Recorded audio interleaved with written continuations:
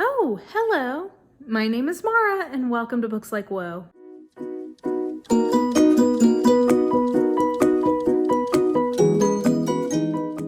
So it is almost November, and that means it is almost Nonfiction November. I really like this. This is something I've done for the last couple of years, which is a wonderful event created and hosted by the fabulous Olive at A Book Olive. I will link her announcement video for this year's challenges and stuff below. But I just love this time of year because it's such a reminder to me to get to some of the nonfiction things that sometimes I put off during the year, especially if they're in physical form. Just because they take a little bit, it's a different kind of mental effort to get through them. And I tend these days to be very heavy on audio reading for nonfiction. So this is just a nice little push at the end of the year to get to some of the titles that I really wanted to get to this year. A lot of these are in physical form. So yeah, it's just a good little rejuvenation for me, remembering what I love about nonfiction. So I do read a lot of nonfiction. I read it throughout the year. I tend to like a range of nonfiction type things. So I like a, kind of sciencey book. I like a historical nonfiction for sure. I love obscure histories or histories of ideas in particular, something that I tend to really like. I like a literary study. I like a philosophy book. I like a narrative nonfiction. I like a memoir. I love personal essays, I like pretty much all of nonfiction is what this boils down to. Pretty wide range of taste when it comes to nonfiction.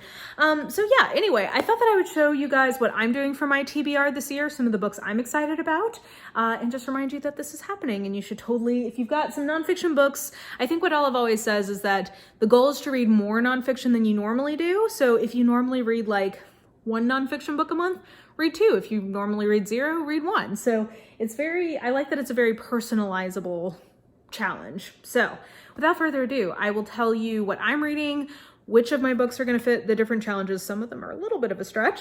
So first of all, I am definitely going to be reading A Room of One's Own by Virginia Woolf, because this was the nonfiction classic that I picked at the beginning of the year that I wanted to read, and I picked it with Nonfiction November in mind. So I've never read this particular little essay from Virginia Woolf, but it is a classic of feminist writing. So definitely excited to get to that.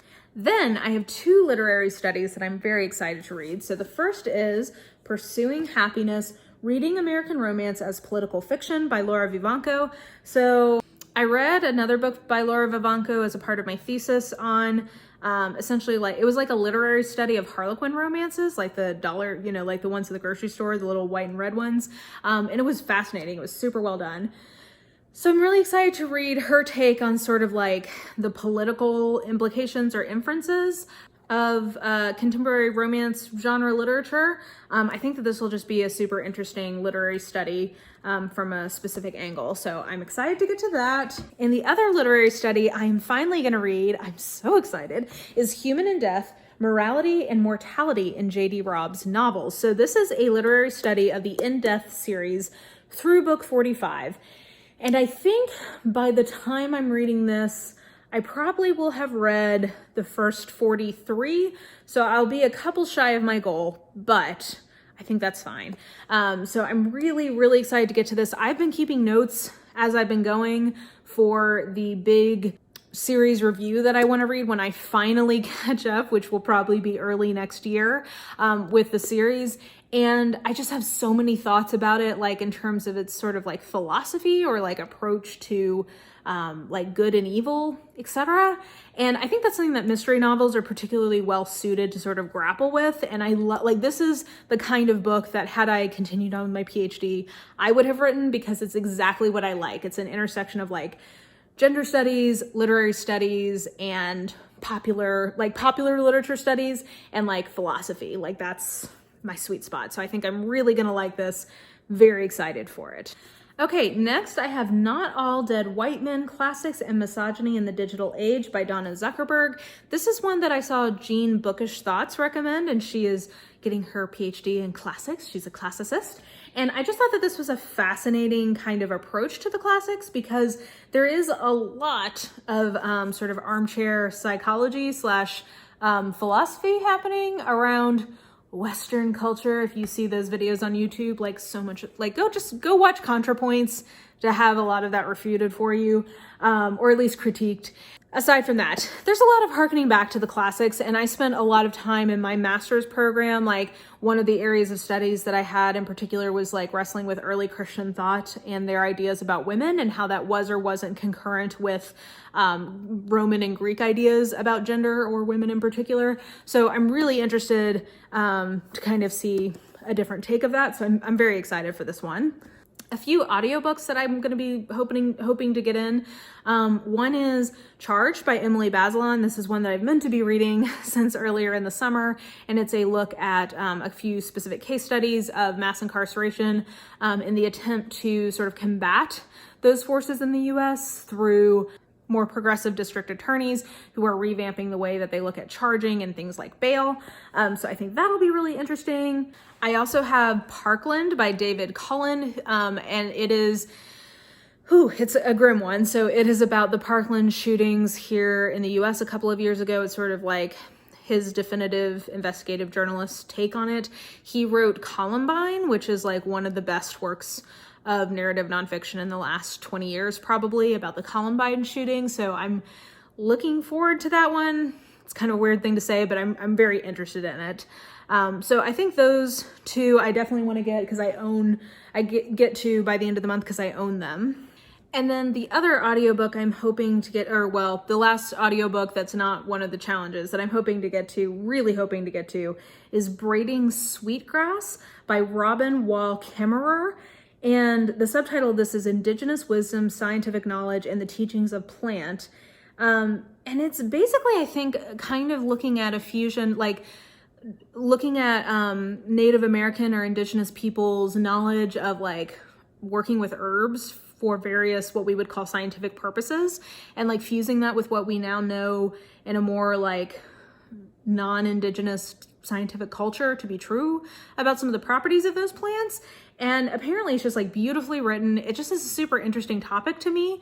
And also I was looking for an unusual book written by a woman about nature. And I feel like this will definitely fit that challenge that I'm doing, the Reading Women's Challenge this year. So yeah, I'm excited for that also as an audiobook. So those are the ones that I'm planning or hoping to get to that are not addressing a challenge.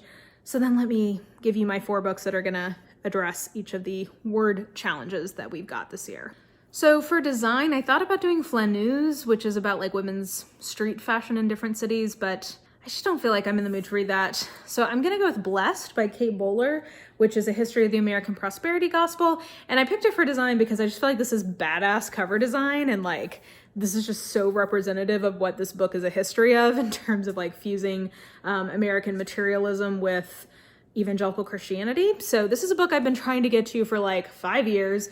I'm very excited that I'm finally going to check it off the list. So that is my design one. And then on a similar topic line, I decided to go with Born Again Bodies, Flesh and Spirit in American Christianity by R. Marie Griffith, for the sport word, because I'm pretty sure like she's lifting a weight on the cover. Like this is essentially about like the spiritualization of diet and exercise and evangelical Christianity for women. It's a history of that. And again, one that I've been meaning to get to for a couple of years. So this is going to be my sport one. Then for truth, I decided that I'm going to be polishing off this collection of essays by Hannah Arendt that I've been working on for nigh on 2 years. And you know, this is a book of philosophy basically. So I feel like that is an exploration and a search for, you know, meaning of life, greater truths. So I feel like this definitely fits. And then for voice, I am going to be listening to She Said by Jodi Kantor, and I forget who her co-author is, but this is by the team of investigative journalists who essentially like exploded the whole Harvey Weinstein scandal and really set off the Me Too movement in Hollywood in a new way, along with the work of Ronan Farrow, who also has a new book out called Catch and Kill that I might try to get to here soon, along similar lines.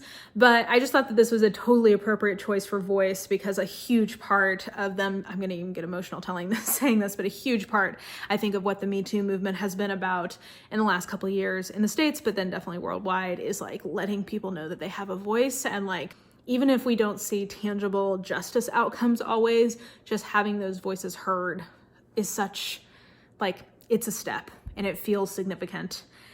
and I'll stop crying. I am hormonal and it takes very little right now. So anyway, that is my TBR for Nonfiction November. I'm sorry, I wasn't expecting to get so emotional saying that. But yeah, those are some of the books that I'm excited to read in November. Like I said, I've started viewing November as sort of my catch-all / catch-up time of like, oh yeah, I really wanted to read that this year. So I'm jazzed to have a bunch of really exciting nonfiction to read. And you saw there's a huge range here of like political events, philosophy, science, history, literary study. I got a whole range here. So yeah, I think that's pretty reflective of my taste overall. But anyway, definitely let me know in the comments if you are planning on participating in Nonfiction November, and if so, if you have any big books that you're excited to get to. And yeah, I think that will do it for me. So if you enjoyed this video, please like, subscribe, follow me on the social medias if you are so inclined. I have all that information listed in the description box below, and I think that will do it. Hope you're having an absolutely lovely day, and I will just catch you soon. Bye!